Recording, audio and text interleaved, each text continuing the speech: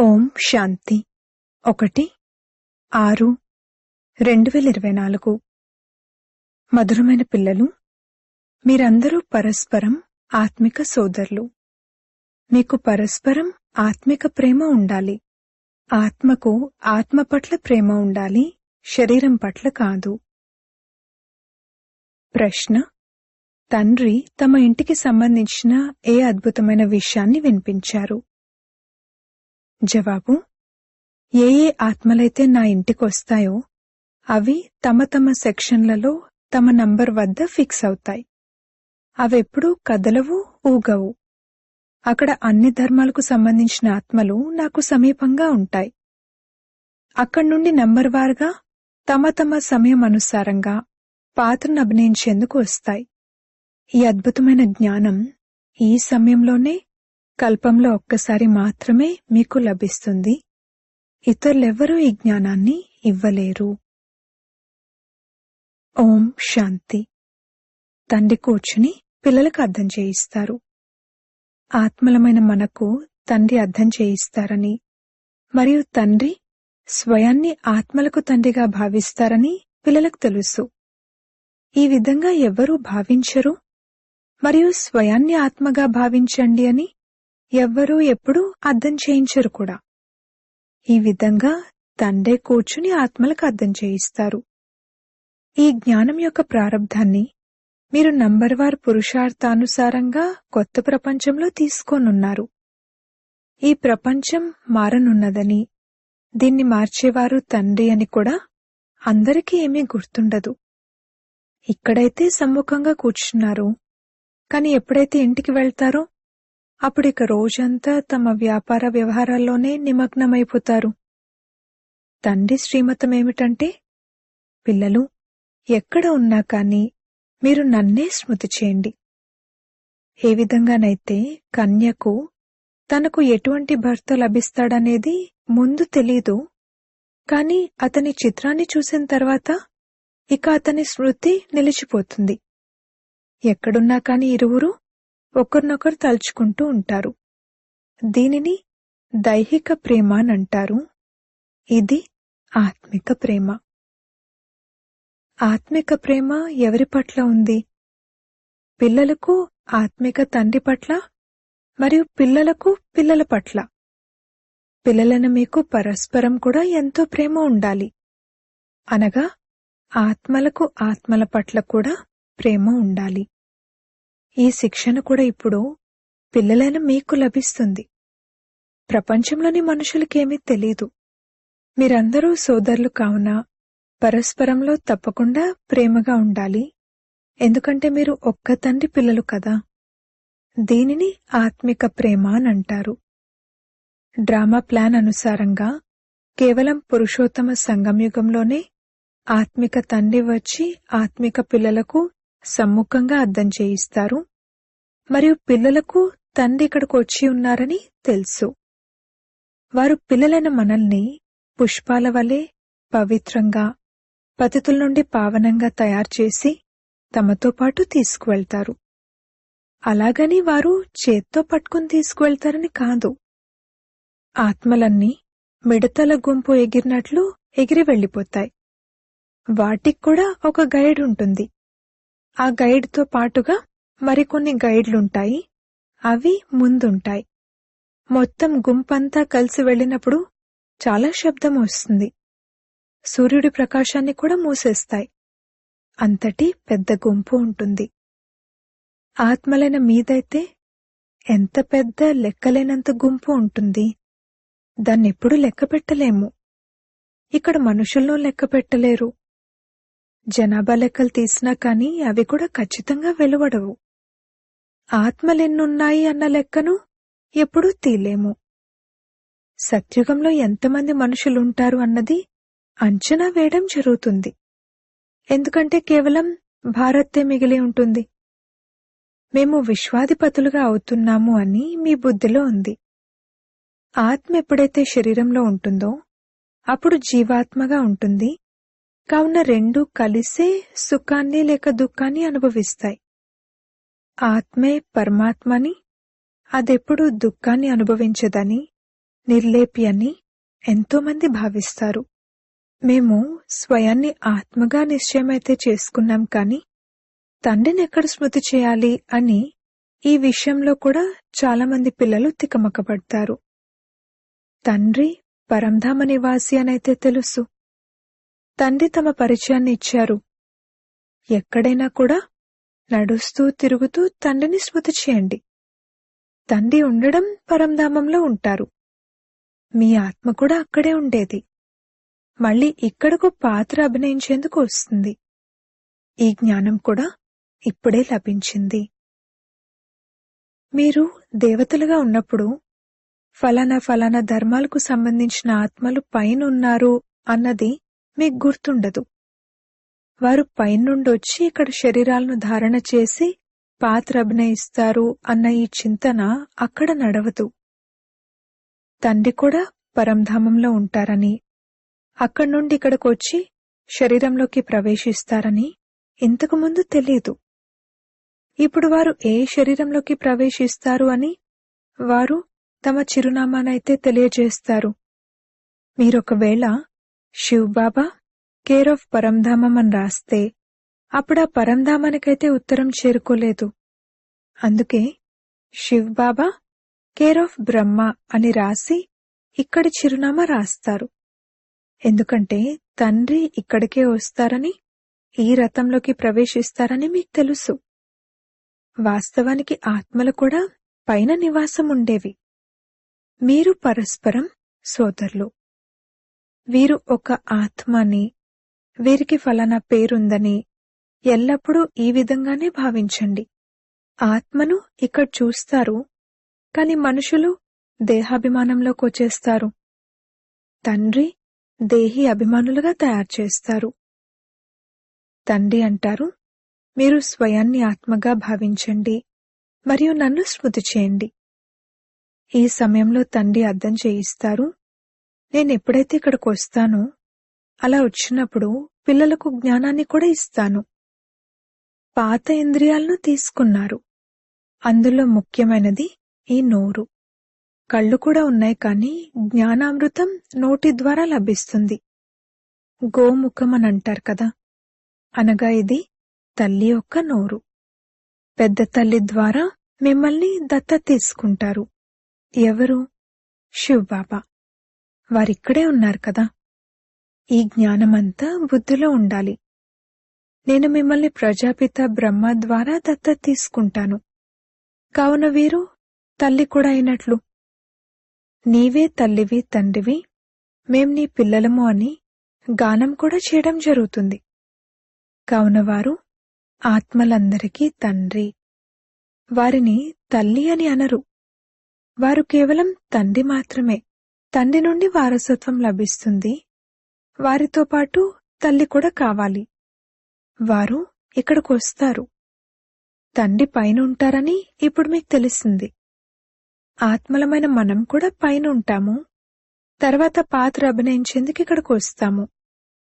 ప్రపంచానికి ఈ విషయాల గురించి ఏమీ తెలీదు.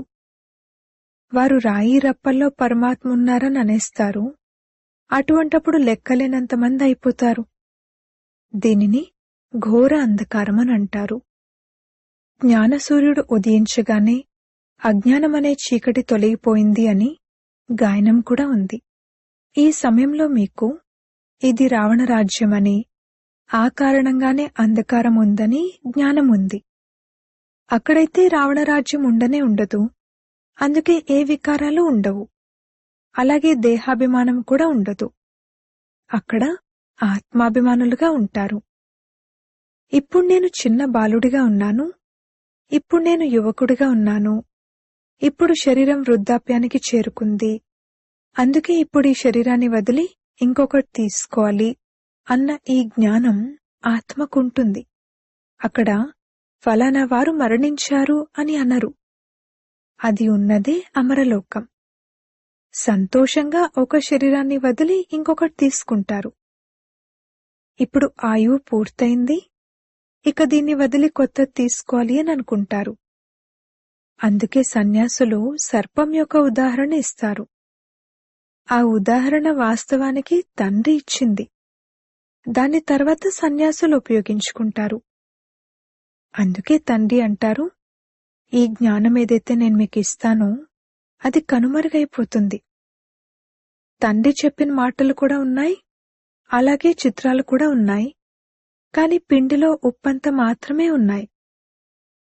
కావున తండ్రి కూర్చుని అర్థాన్ని వివరిస్తారు.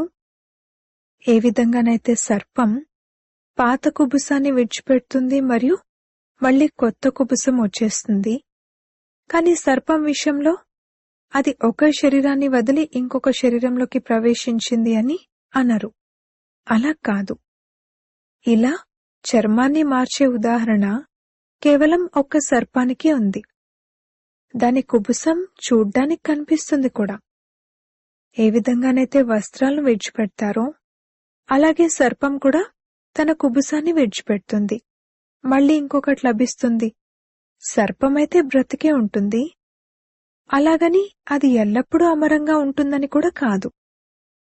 2-3 కుబుసాలను మార్చి ఆ తర్వాత మరణిస్తుంది.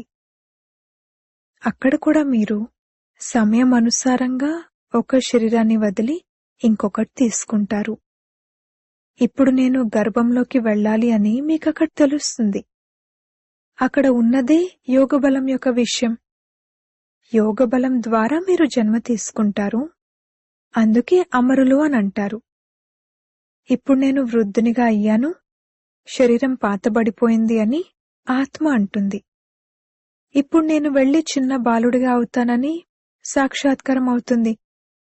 ఆత్మ తనంతట తానే శరీరాన్ని వదిలి పరిగెత్తుకుంటూ వెళ్లి చిన్న బాలుడిలోకి ప్రవేశిస్తుంది.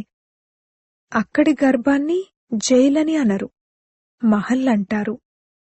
అనుభవించాల్సి వచ్చేందుకు అక్కడ పాపాలేవి జరగవు. గర్భమహల్లో విశ్రాంతిగా ఉంటారు. దుఃఖం యొక్క విషయమేమీ ఉండదు. వ్యాధిగ్రస్తులుగా అయ్యేందుకు అక్కడ ఎటువంటి అశుద్ధమైన వస్తువులు తినిపించరు.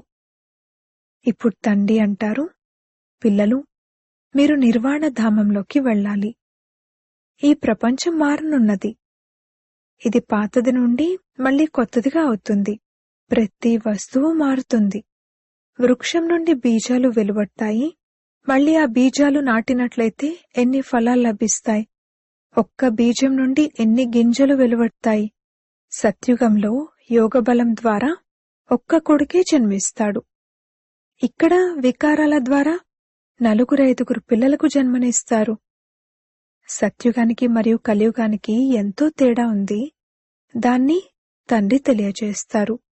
కొత్త ప్రపంచం మళ్లీ పాతదిగా ఎలా అవుతుంది, అందులో ఆత్మ ఏ విధంగా 84 జన్మలు తీసుకుంటుంది, ఇది కూడా అర్థం చేయించబడింది. ప్రతి ఆత్మ తన పాత్రను అభినయించి తర్వాత మళ్లీ ఎప్పుడైతే తిరిగి వెళ్తుందో అప్పుడు తన స్థానంలోకి వెళ్లి నిలబడుతుంది. ఆ స్థానం మారదు. తమ ధర్మాలలో తమ స్థానాలలో నంబరువారుగా నిలబడతారు. ఆ తర్వాత మళ్లీ నంబరువారుగానే కిందకొస్తారు. అందుకే మూలవతనం యొక్క చిన్న చిన్న మోడల్స్ ను తయారు చేసి పెడతారు. అన్ని ధర్మాలకు తమ సెక్షన్లుంటాయి. దేవీదేవతా ధర్మం మొదటి ధర్మం. ఇక తర్వాత నంబరువారుగా వస్తారు. నంబరువారుగానే వెళ్లి అక్కడుంటారు. మీరు కూడా నంబరువారుగా పాస్ అవుతారు. ఆ మార్కుల ఆధారంగానే స్థానాన్ని తీసుకుంటారు. ఈ తండ్రి చెప్పే చదువు కల్పంలో ఒక్కసారే ఉంటుంది. ఆత్మలైన మీ వృక్షం ఎంత చిన్నగా ఉంటుంది, ఇక్కడి మీ వృక్షం పెద్దగా ఉంటుంది. పిల్లలైన మీరు దివ్య దృష్టితో చూసి మళ్లీ ఇక్కడ కూర్చుని చిత్రాలు మొదలైనవి తయారు చేశారు. ఆత్మ ఎంత చిన్నది, శరీరం ఎంత పెద్దది. ఆత్మలందరూ అక్కడకు వెళ్లి కూర్చుంటారు. చాలా కొద్ది స్థలంలో దగ్గరగా వెళ్లి ఉంటారు. మనుషుల వృక్షం ఎంత పెద్దది. మనుషులకైతే నడవడానికి, తిరగడానికి, ఆడుకోవడానికి, చదువుకోవడానికి, ఉద్యోగం చేయడానికి స్థలం కావాలి కదా. అన్నీ చేయడానికి స్థలం కావాలి. నిరాకారి ప్రపంచంలో ఆత్మలకు చిన్న చోటు ఉంటుంది. అందుకే ఈ చిత్రాల్లో కూడా చూపించారు. ఇది తయారు చేయబడిన నాటకం. శరీరాలను వదిలి ఆత్మలక్కడకు వెళ్ళాలి. మేమక్కడ ఎలా ఉంటాము మరియు ఇతర ధర్మాల వారు ఎలా ఉంటారు, మళ్ళీ ఏ విధంగా నంబర్వారుగా వేర్వేరవుతారు అన్నది పిల్లలైన మీ బుద్ధిలో ఉంది. ఈ విషయాలన్నింటినీ మీకు కల్పకల్పము ఒక్క తండ్రే వచ్చి వినిపిస్తారు. మిగిలిందంతా దైహికమైన చదువు. దాన్ని ఆత్మిక చదువు అని అనలేరు. మనం ఒక ఆత్మ అని ఇప్పుడు మీకు తెలుసు. ఐ అనగా ఆత్మ, మై అనగా నాది, అనగా ఇది నా శరీరం. మనుషులకి తెలియదు. వారికైతే సదా దైహిక సంబంధాలే ఉంటాయి. సత్యుగంలో కూడా దైహిక సంబంధాలుంటాయి. కాని అక్కడ మీరు ఆత్మాభిమానులుగా ఉంటారు. నేను ఒక ఆత్మను. నా ఈ శరీరం ఇప్పుడు వృద్ధాప్యానికి చేరుకుంది. అందుకే ఆత్మనైన నేను ఒక శరీరాన్ని వదిలి ఇంకొకటి తీసుకుంటాను అన్నది తెలుస్తుంది. ఇందులో తికమకపడే విషయం కూడా ఏదీ లేదు. పిల్లలైన మీరైతే తండ్రి నుండి రాజ్యాన్ని తీసుకోవాలి. తప్పకుండా అనంతమైన తండ్రి ఉన్నారు కదా. మనుషులెప్పటి వరకైతే జ్ఞానాన్ని పూర్తిగా అర్థం చేసుకోరో అప్పటి వరకు అనేక ప్రశ్నలు అడుగుతారు. జ్ఞానం బ్రాహ్మణులైన మీకుంది. బ్రాహ్మణులైన మీ మందిరం కూడా వాస్తవానికి అజ్మీర్లో ఉంది. బ్రాహ్మణుల్లో ఒక రకం వారు పుష్కరణి బ్రాహ్మణులు, ఇంకొకరు సారసిద్ధ బ్రాహ్మణులు. అజ్మీర్లో బ్రహ్మ మందిరాన్ని చూడ్డానికి వెళ్తారు. అక్కడ బ్రహ్మ కూర్చుని ఉంటారు. గెడ్డం మొదలైనవి చూపించారు. వారిని మానవ రూపంలో చూపించారు. అలాగే బ్రాహ్మణులైన మీరు కూడా మానవ రూపంలోనే ఉన్నారు. బ్రాహ్మణులను దేవతలని అనరు. సత్యాతి సత్యమైన బ్రాహ్మణులు బ్రహ్మ యొక్క సంతానమైన మీరే. వారు బ్రహ్మ సంతానమేమీ కారు. తర్వాత వచ్చేవారికి తెలియదు. ఇది మీ విరాట రూపం. ఇది బుద్ధిలో గుర్తుండాలి. ఈ జ్ఞానమంతటినీ మీరెవరికైనా చాలా మంచి రీతిలో అర్థం చేయించొచ్చు. మనం ఆత్మలము, తండ్రి యొక్క పిల్లలము. ఇది యథార్థ రీతిగా అర్థం చేసుకుని ఈ నిశ్చయాన్ని పక్కాగా చేసుకోవాలి.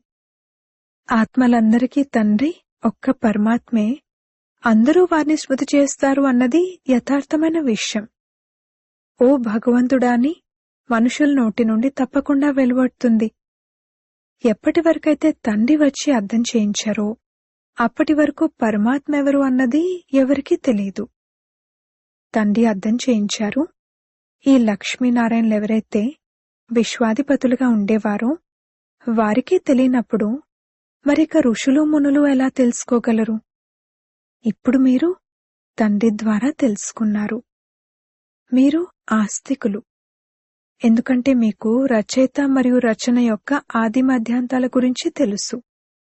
కొందరికి బాగా తెలుసు, కొందరికి తక్కువగా తెలుసు. తండ్రి సమ్ముఖంగా వచ్చి చదివిస్తారు. కొందరు మంచి రీతిలో ధారణ చేస్తారు, మరికొందరు తక్కువగా ధారణ చేస్తారు. చదువు పూర్తిగా సాధారణమైంది కూడా, అలాగే పెద్దది కూడా.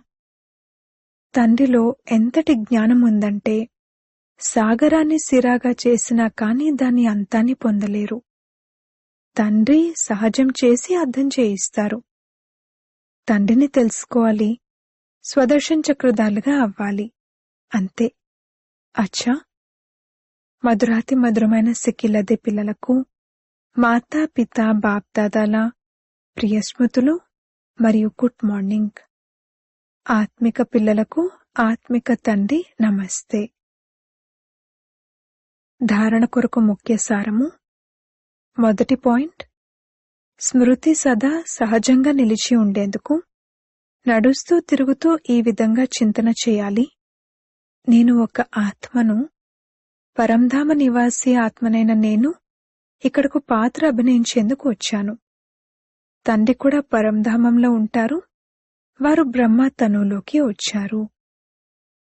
రెండవ పాయింట్, ఏ విధంగా ఆత్మిక తండ్రి పట్ల ఆత్మకు ప్రేమ ఉంటుందో అదే విధంగా పరస్పరం కూడా ఆత్మిక ప్రేమతో ఉండాలి. ఆత్మకు ఆత్మ పట్ల ప్రేమ ఉండాలి, శరీరం పట్ల కాదు. ఆత్మాభిమానులుగా అయ్యేందుకు పూర్తి అభ్యాసం చేయాలి. వరదానము: హద్దు యొక్క కామనల నుండి ముక్తులుగా ఉంటూ సర్వ ప్రశ్నల నుండి అతీతంగా ఉండే సదా ప్రసన్న చిత్త భవ. ఏ పిల్లలైతే హద్దు కోరికల నుండి ముక్తులుగా ఉంటారో వారి ముఖంపై ప్రసన్నత యొక్క మెరుపు కనిపిస్తుంది. ప్రసన్న చిత్తులు ఏ విషయంలోనూ ప్రశ్నచిత్తులుగా అవ్వరు. వారు సదా నిస్వార్థంగా ఉంటారు మరియు సదా అందరినీ నిర్దోషులుగా అనుభవం చేస్తారు. ఇతరులెవ్వరిపైనా దోషం మోపరు. ఎటువంటి పరిస్థితి వచ్చినా కానీ, లెక్కాచారాన్ని సమాప్తం చేసుకోవడానికి ఏ ఆత్మైనా ఎదుర్కొనేందుకు వస్తున్నా కానీ, శారీరక కర్మభోగం ఎదుర్కొనేందుకు వస్తున్నా కానీ, వారు సంతుష్టత కారణంగా వారు సదా ప్రసన్న చిత్తులుగా ఉంటారు.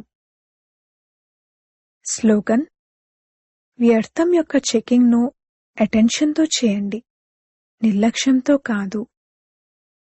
ఓం శాంతి.